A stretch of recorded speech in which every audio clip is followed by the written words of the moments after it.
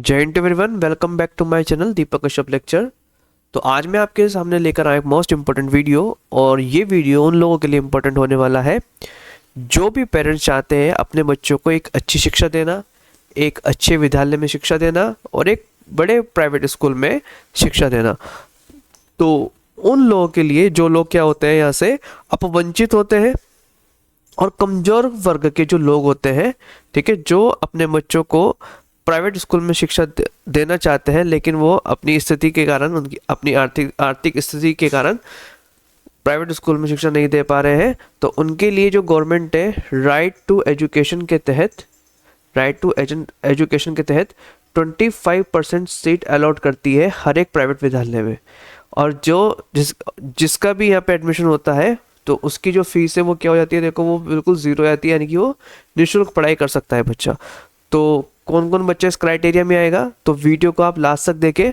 और अगर आपने ये वीडियो लास्ट तक देख लिया तो राइट टू एजुकेशन के तहत जो भी गवर्नमेंट की स्कीम है इसमें आपको कोई भी डाउट नहीं रहने वाला है। तो आइए देखो स्टार्ट करते हैं। तो सबसे पहले देखो यहाँ से देखो जो नोटिस है, देखो नोटिस में क्या बोला है, देखो जो शैक्षिक सत्र है 2026-27 हेतु जनपद देहरादून में देखो आरटीई की धारा देखो 12(1)(c) के अंतर्गत ये सब आता है। और ऑनलाइन प्रक्रिया द्वारा मान्यता प्राप्त निजी विद्यालयों में एक तो जो अपवंचित होंगे, ये मैं अभी बताऊंगा अपवंचित क्या होते हैं, और कमजोर वर्ग के बच्चों के प्रवेश हेतु सूचना।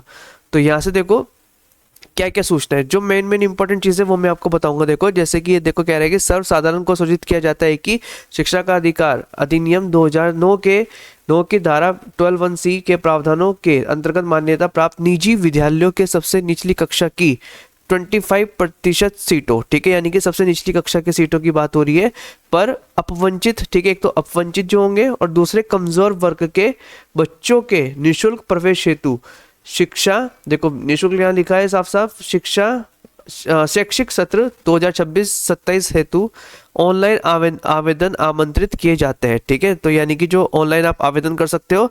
तो जो कह रहा है कि देखो कहाँ पर आपको आवेदन करना है, तो आपको आवेदन करना है आवेदन करता ऑनलाइन वेबसाइट www, ठीक है, RT ऑनलाइन पर, यहाँ पर आप क्या कर सकते हो, देखो uk.government.in पर आप यहाँ पर आवेदन कर सकते हो। और आवेदन देखो कैसे करना है, जो भी आपके आसपास CSC सेंटर होगा, ठीक है, आपके आसपास CSC सेंटर होगा तो आप वहां पर जाकर आवेदन कर सकते हैं, ठीक है। तो आवेदन कर सकते हैं। मान्यता प्राप्त समस्त निजी विद्यालयों द्वारा ऑनलाइन पोर्टल पर अनिवार्यता पंजीकरण अपडेट किया जाना है, ठीक है। और ये जो आवेदन है देखो ये स्कूल से भी आप करा सकते हो, ठीक है। और फिर आपको क्या कहते हैं, शिक्षा का अधिकार अधिनियम की धारा 12(1)(c) के अंतर्गत देखिए स्थानीय वार्ड, यानी कि आप किसी भी वार्ड से हो, ठीक है, किसी पंचायत से हो, नगर पालिका से हो, तो आपको क्या करना होगा, देखो को इकाई समझा जाएगा, ठीक है। तो यानी कि आप अगर यहाँ पर स्थानीय निकाय में रहते हो, ग्राम पंचायत में रहते हो, ठीक है, तो आप इस एरिया में रह रहे हो तो आप यहाँ पर देखो एडमिशन करा सकते हैं। इस वार्ड में विद्यालय स्थापित हो, ठीक है, और उसी जैसे आप स्थानीय निकाय में रह रहे हैं, ठीक है, तो उसी स्थानीय निकाय में वो विद्यालय भी होना चाहिए जहाँ पर आप एडमिशन करा सकते हैं। तो क्या कह रहे हैं, देखो श्रेणी के बच्चों को इसका लाभ अनुमन्य होगा, ठीक है। प्री प्राइमरी कक्षा में, अगर आप प्री प्राइमरी कक्षा में एडमिशन करा रहे हो, देखो प्री प्राइमरी कक्षा जो नीचे की कक्षा होती है, ठीक है, तो ये क्या कह रहे थे, कक्षा में प्रवेश हेतु, तो अगर आप स्टार्टिंग में एडमिशन कराओगे तो बच्चे की जो न्यूनतम आय है, ठीक है, सबसे बड़ा देखो ये सबसे बड़ी अपडेट है यहाँ पर, जो बच्चे की जो न्यूनतम आय है 30 जून 2026, ठीक है, 30 जून 2026 को 3 वर्ष पूर्ण हो जानी चाहिए, ठीक है। तो अगर आपको प्री प्राइमरी में अपने बच्चों को एडमिशन कराना है तो 30 जून 2026 को ये जो आपकी आय है, वो आपके बच्चे की आय है वो 3 वर्ष पूर्ण होनी चाहिए। और अगर आप अपने बच्चे का देखो तथा कक्षा 1 में प्रवेश हेतु बच्चे की न्यूनतम आयु 30 जून 2026, ठीक है, 26 को 6 वर्ष की पूर्ण होनी चाहिए, ठीक है। अगर आप चाहते हो कि भाई कक्षा फर्स्ट में एडमिशन कराएं तो आपके बच्चे की जो आयु है वो 30 जून 2026 तक कितनी हो जानी चाहिए, देखो 6 वर्ष पूर्ण हो जानी चाहिए। फिर क्या कहते हैं, देखो शिक्षा का अधिकार अधिनियम 2009 की धारा 12(1)(c) के अंतर्गत प्रवेश के संबंध में विस्तृत दिशा निर्देश संबंधित विकासखंड के खंड अधिकारियों को दिए जा चुके हैं। अभिभावक अपने पाल्य का पोर्टल पर पंजीकरण करने के तत्काल बाद प्रपत्र की प्रति को निर्धारित अभिलेखों, यानी कि देखो पहले आपको क्या करना है, आपको पोर्टल पर जाकर ऑनलाइन आवेदन करना है जो यहाँ पर साइट है। फिर उसके बाद क्या करना है, देखो आपके जो आपका एरिया है वहाँ पर क्या होगा, देखो विकासखंड अधिकारी, ठीक है, वहाँ पर जैसे कि यहाँ पर देखो कह रहे हैं विवाह अपने बाल्य का पंजीकरण करने हेतु तत्काल बाद पंजीकरण प्रपत्र की प्रति को निर्धारित अभिलेखों, जन्म प्रमाण पत्र और पते का प्रमाण पत्र, जाति श्रेणी का प्रमाण पत्र और आय प्रमाण पत्र के साथ शिक्षा के संबंधित देखो खंड शिक्षा अधिकारी, ठीक है, तो खंड शिक्षा अधिकारी का जहाँ पर देखो आपका ऑफिस होगा आपके आसपास, ठीक है, तो वहाँ पर क्या कर सकते हो आप, यहाँ पर जो है ये डॉक्यूमेंट्स को जमा करा सकते हो, ठीक है, कार्यालय को उपलब्ध कराएं। ऑनलाइन आवेदन हेतु सारणी निम्नवत निर्धारित की गई है, ठीक है, तो यहाँ पर देखो रूपरेखा बनाई गई है। तो देखो ये क्या क्या कह रहा है, तो कार्यक्रम हेतु रूपरेखा देखो कैसे है, देखो ऑनलाइन जो आवेदन है, ठीक है, जो ऑनलाइन आवेदन है वो 6 मार्च 2026 से 15 मार्च 2026 तक होंगे। और जो खंड शिक्षा अधिकारी, ठीक है, जो जहाँ भी आपका देखो खंड शिक्षा अधिकारी ऑफिस होगा आपके आसपास के एरिया में, तो वहाँ तक जो डॉक्यूमेंट है वो आपको 30 मार्च तक जमा कराने हैं। और छात्रों हेतु ऑनलाइन पोर्टल पर आवेदन, ठीक है, जो ऑनलाइन पोर्टल पर देखो छात्रों का द्वारा ऑनलाइन पोर्टल पर आवेदन होगा वो देखो कब तक होगा, वो 24 मार्च, ठीक है। देखो दो चीजें हैं यहाँ पे, जैसे ऑनलाइन पोर्टल पर पूर्व से विद्यमान निजी विद्यालय द्वारा अपडेट एवं नवीन विद्यालयों का रजिस्ट्रेशन, ठीक है, तो ये विद्यालयों के लिए देखो जो जो विद्यालय है ये क्या करेंगे, रजिस्ट्रेशन करेंगे, ठीक है। फिर उसके बाद आपको क्या करना है, देखो यहाँ पर देखो जो खंड शिक्षा अधिकारी को यहाँ पर आपके जो है डॉक्यूमेंट जमा कराने हैं। फिर उसके बाद छात्रों है तो फिर ऑनलाइन जो है छात्रों का क्या होगा, देखो आवेदन होगा। फिर जो खंड शिक्षा अधिकारी कार्यालय स्तर पर आवेदन पत्र एवं संबंधित अभिलेखों की जमा कराने की अंतिम तिथि देखो 3 अप्रैल है।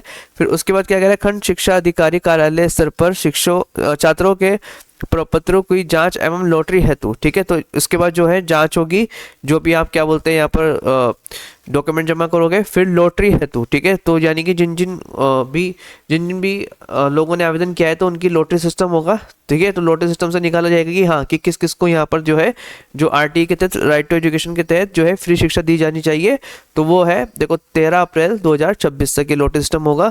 और विद्यालय में प्रवेश हेतु लॉटरी प्रक्रिया, ठीक है, तो विद्यालय में प्रवेश कब होगा, देखो 17 अप्रैल 2026 से स्टार्ट हो जाएंगे, ठीक है। लॉटरी परिणाम खंड शिक्षा अधिकारी कार्यालय में चस्पा पोर्टल पर लॉटरी परिणाम आवेदन कराने की तिथि, ठीक है, तो यानी कि 18 अप्रैल तक यहाँ पर देखिए लॉटरी जो है वो आवेदन जो है वो प्राप्त करा दिए जाएंगे, ठीक है।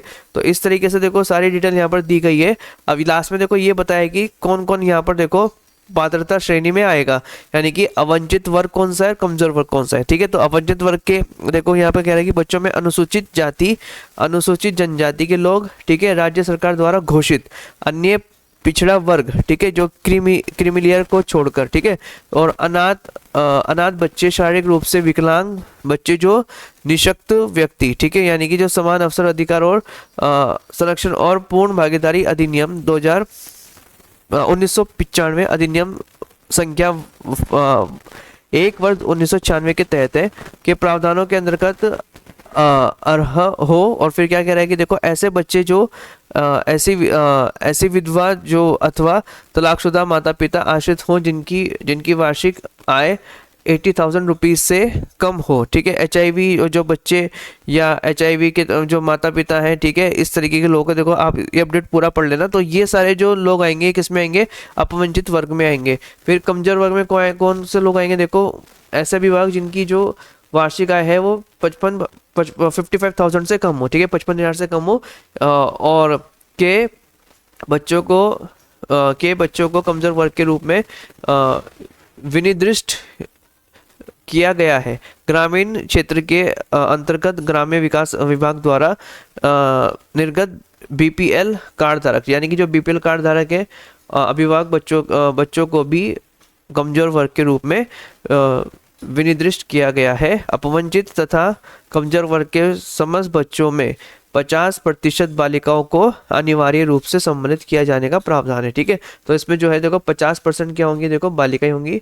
अपवंचित समूह तथा कमजोर वर्ग हेतु सक्षम अथवा उप जिलाधिकारी स्तर से निर्गत प्रमाण पत्र ही मान्य होगा। तो यानी कि जो आप क्या बोलते हैं यहाँ से आपको दिखाना पड़ेगा जो प्रमाण पत्र, ठीक है, जैसे आपकी आय कितनी है, ठीक है, तो 55,000 है तो उसका आपको प्रमाण पत्र दिखाना पड़ेगा, ठीक है। तो आई होप आपको सारी चीज़ें यहाँ से क्लियर हुई होंगी।